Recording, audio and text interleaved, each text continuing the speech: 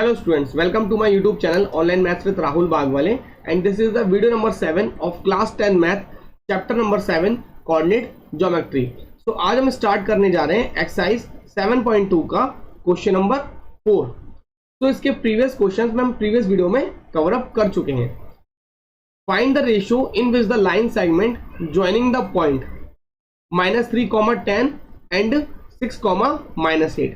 तो हमने एक लाइन सेगमेंट ड्रॉ करी, उसका ए का कोऑर्डिनेट है हमारे पास -3, 10 एंड सेकेंड वन जो उसका कोऑर्डिनेट है 6, -8 एंड एक कोऑर्डिनेट और गिवन है जो कोऑर्डिनेट इस लाइन को डिवाइड कर रहा है, बट हमें ये नहीं पता कि किस रेशो में डिवाइड कर रहा है. तो एक्चुअली हमें इसने पूछा क्या है, रेशो पूछा है, मीनिंग दैट हमें फाइंड करना है m1 और m2, इसका रेशो को फाइंड करना है. ओके तो एक बात और स्टूडेंट्स, जब भी हमें रेशो नहीं दिया होगा और तीनों कोऑर्डिनेट हमें अवेलेबल होंगे तो हम रेशो को लेट करेंगे k:1. ओके तो let the ratio B k:1 में हमने लेट कर लिया. ओके सो मीनिंग क्या हो गया, m1/m2 इक्वल टू हमने क्या लेट कर लिया, k:1.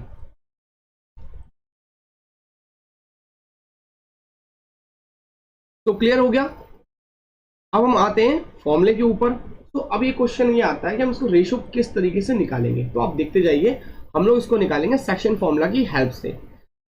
तो हम थर्ड कोऑर्डिनेट को निकालने के लिए हमें क्या रिक्वायरमेंट पड़ती थी, सेक्शन फॉर्मूले की. तो हम सेक्शन फॉर्मूला ही लगाएंगे. तो देखिए बी कोऑर्डिनेट को निकालने के लिए हम क्या फॉर्मूला लगाते थे, bxy m1x2 + m2x1 divide by m1 + m2. Similarly y के लिए हम फॉर्मूला यूज करते थे. अब हम केवल वैल्यू को पुट अप करेंगे. अब देखिए b की जगह पे क्या आ जाएगा, -1, -6. तो -1, 6 क्योंकि ये चीज हमें ऑलरेडी गिवन है, इक्वल टू m1.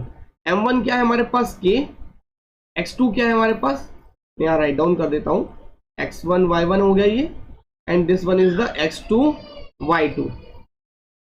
तो m1 k हो गया और x2 कितना हो गया, 6 हो गया, प्लस m2 हमारा 1 हो गया और x1 कितना हो गया हमारे पास, -3 divided by k+1.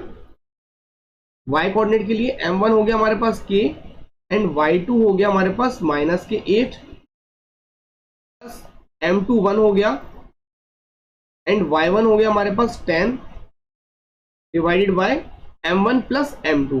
This is the k+1. अब देखिए अब क्या करना है इसके बाद, यहां तक तो सभी को समझ में आ गया होगा. अब देखिए अब क्या करेंगे, ये कोऑर्डिनेट किसका होता था बेटा, x वाला, एंड ये कोऑर्डिनेट होता था बेटा y का. सिमिलरली ये कोऑर्डिनेट होता था इसका x का और ये होता था y का. तो जब भी हम प्रीवियस क्वेश्चन को देखिए, हम लोग मिडिल वाला कोऑर्डिनेट जब निकालते थे सेक्शन फॉर्मूला की हेल्प से, तो इसको सॉल्व करने पर हमारा आंसर क्या आता था, हमारा आंसर ये वाला आंसर आता था. ओके और इसको सॉल्व करने पर हमारा आंसर आता था y का कोऑर्डिनेट आता था, और ये ऑलरेडी अवेलेबल दिया हुआ है. तो हम इसको कंपेयर कर सकते हैं ना, इसको इससे कंपेयर करेंगे और इसको इससे कंपेयर करके सॉल्व कर लेंगे. हमारी k:1 की वैल्यू को आ जाएगी इजीली. आई होप आपको समझ में आ चुका होगा. ओके चलिए मैं कंपेयर करता हूं. तो देखिए मैं क्या लिखूंगा, -1 is equal to, this is the 6k and -3 upon k+1. Similarly 6 को कंपेयर करूंगा मैं, इससे कंपेयर करूंगा, -8k + 10 अपॉन k+1. और फर्दर मैं यहाँ पे नीचे सॉल्व कर देता हूं. अब यहाँ देखिए k+1 जो डिवाइड में है वो इधर जाके मल्टीप्लाइड में हो जाएगा. ये हो गया -k -1, माइनस का मल्टीप्लाइड इसके अंदर हो जाएगा ना, अब यहाँ देख सकते हैं, कंफ्यूज मत होइए।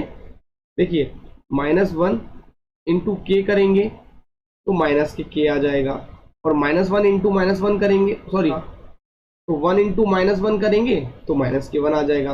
ओके, इक्वल टू में क्या चल रहा है, 6k - 3। अब सिमिलरली यहां पर आएगा तो 6k और +6, इसका मल्टीप्लाइड कहां हो गया बेटा, इधर जाके हो गया, इक्वल टू -8k + 10। अब आते हैं नेक्स्ट पेज पर। तो प्रीवियसली हम लोग यहां तक सॉल्व कर चुके हैं, अब हम इसको सॉल्व करते हैं। तो एक बात और स्टूडेंट्स, हमें रिक्वायरमेंट किसकी है, m1 m2 की वैल्यू निकालना है, और वो क्या है K/1, मीनिंग दैट हमें k की वैल्यू निकालना है। ओके, तो चाहे इधर से निकालिए चाहे इधर से निकालिए, दोनों साइड से सेम ही आने वाली है, तो हम किसी भी एक में से निकाल सकते हैं। तो हम इसको यूज कर रहे हैं। तो देखिए -1 यहाँ पर मेरा एज इट इज है, और ये -3 इधर आएगा तो +3 हो जाएंगे, एंड 6 के अपनी पोजीशन में है, एंड माइनस के इधर जाएगा तो +k हो जाएगा। तो यहाँ से आगे 7k = 2। तो k की वैल्यू जो मेरे पास आ गई 2/7। और हमने जो लेट क्या किया था, लेट किया था हमने m1/m2 = k/1, K/1। तो k की वैल्यू कितनी है, 2/7, और अपॉन में कितना है, 1। जब आपको सिंप्लीफाई करेंगे तो 2/7 ही आएगा, मीनिंग दैट m1/m2 उसका रेशियो आ है 7, और यही हमें पूछा था, तो ये हमारा आंसर हो गया। अब आते हैं नेक्स्ट क्वेश्चन पर। तो फिफ्थ क्वेश्चन क्या बोल रहा है, find the ratio, meaning that हमें फिर से रेशियो फाइंड करना है। अगर रेशियो फाइंड करना है तो हम लिखेंगे लेट द रेशियो K/1। तो हमने लेट फिर से K/1 किया। अब क्या बोल रहा है, which the line segment joining A and B। तो देखिए A पॉइंट है हमारे पास 1, -5, एंड B पॉइंट है -4, 5, एंड दिस वन, तो मैं इसको B कर देता हूं, एंड इस कॉर्नर थोड़ा करेक्ट कर मैं इसको देता हूं C point, is divided by the x axis. Okay, so इसमें एक हिंट हमें दी हुई है, ये जो C कोऑर्डिनेट है वो x एक्सिस से होकर जा रहा है। तो देखिए प्रीवियस वाले क्वेश्चन में क्या हुआ था, तीनों कोऑर्डिनेट अवेलेबल थे और हमें रेशियो को फाइंड करना था, तो हमने K/1 मान के उसको निकाल दिया था। तो इस बार हमें रेशियो भी नहीं दिया और थर्ड वाला कोऑर्डिनेट भी नहीं दिया हुआ है, बट थर्ड वाला कोऑर्डिनेट इनडायरेक्टली वे में दिया हुआ है। वो क्या दिया हुआ है, देखो x एक्सिस। तो x एक्सिस पे क्या होता है, y कोऑर्डिनेट क्या होता है बेटा, 0 होता है। तो x एक्सिस पर, this one is the x axis, तो x एक्सिस पर अगर कोई भी पॉइंट होगा तो उसका कोऑर्डिनेट हम अगर फाइंड आउट करेंगे तो x एक्सिस पे क्या होता है, x का कोऑर्डिनेट तो आएगा बट y क्या होगा बेटा, 0 होगा। मैं आपको एक एग्जांपल से शो कर देता हूं।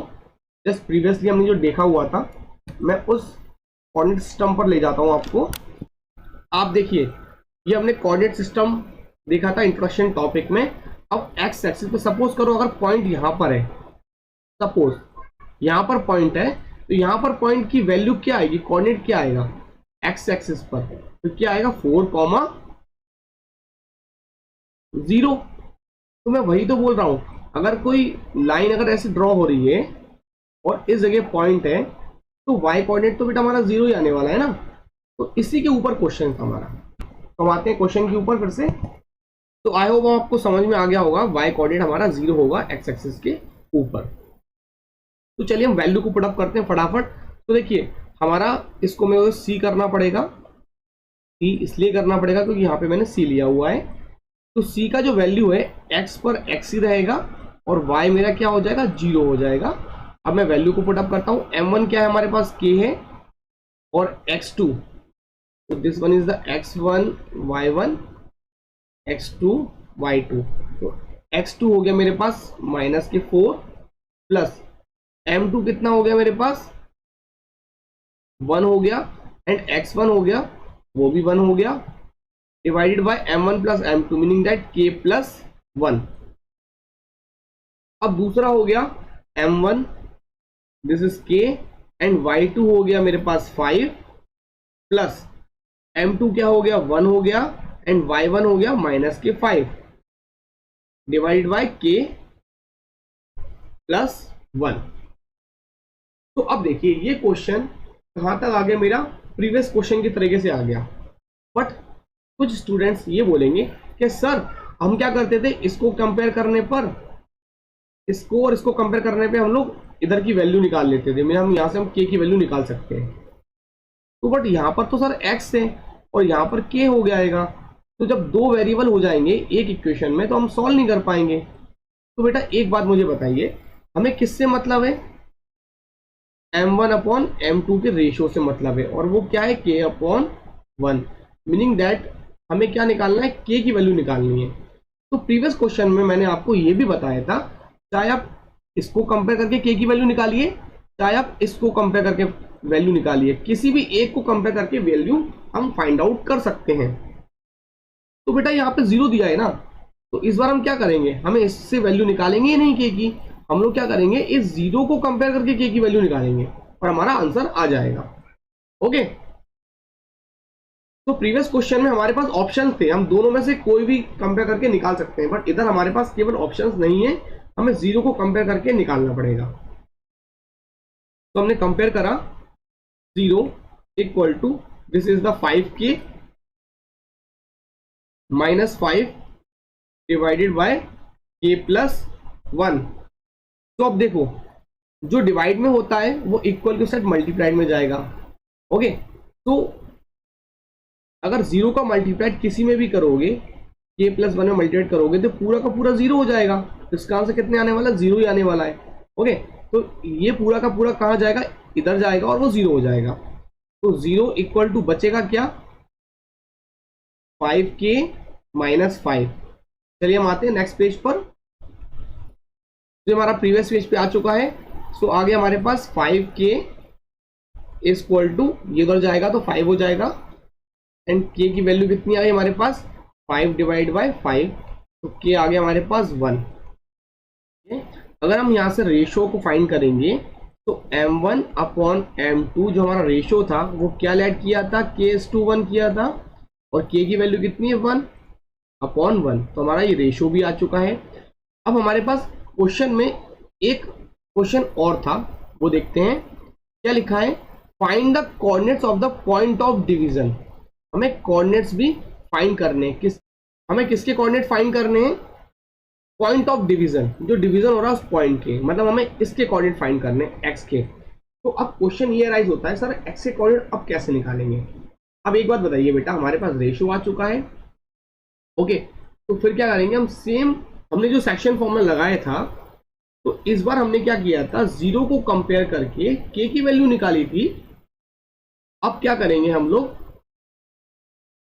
x की वैल्यू कहां से आएगी, तो हम इसको कंपेयर करेंगे x से, फिर से कंपेयर करेंगे, और तब हम x की वैल्यू को हम निकाल सकते हैं, क्योंकि यहाँ k की वैल्यू पुट अप कर देंगे तो x की वैल्यू आ जाएगी कंपैरिजन करने पर।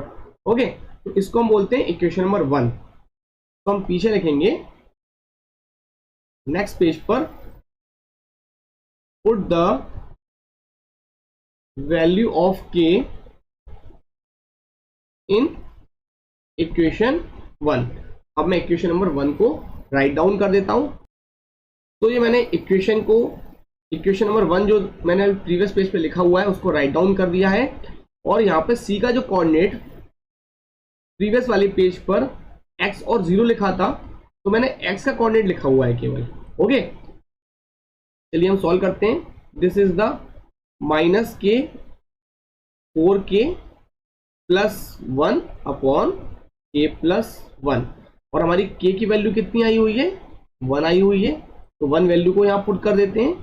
तो माइनस के 4 इंटू 1 प्लस 1 अपॉन 1 प्लस 1, मैं इधर यहाँ सॉल्व कर रहा हूं, तो ये आ गई -4 plus 1 upon 2, and this is the -3/2। तो हमारा x की जो वैल्यू आ गई -3/2, तो हमारा कोऑर्डिनेट हो गया, डिवीजन वाला कोऑर्डिनेट जो आ गया, डिवीजन का कोऑर्डिनेट कितना आ गया हमारे पास, -3/2, 0। क्योंकि एक्स एक्सिस पर प्लॉट था तो वाई हमारा 0 ही रहेगा। तो हमारा क्वेश्चन कंप्लीट हुआ। तो इस वीडियो में स्टूडेंट्स इतना ही। नेक्स्ट वीडियो में हम आगे क्वेश्चंस कवर करेंगे। Thank you.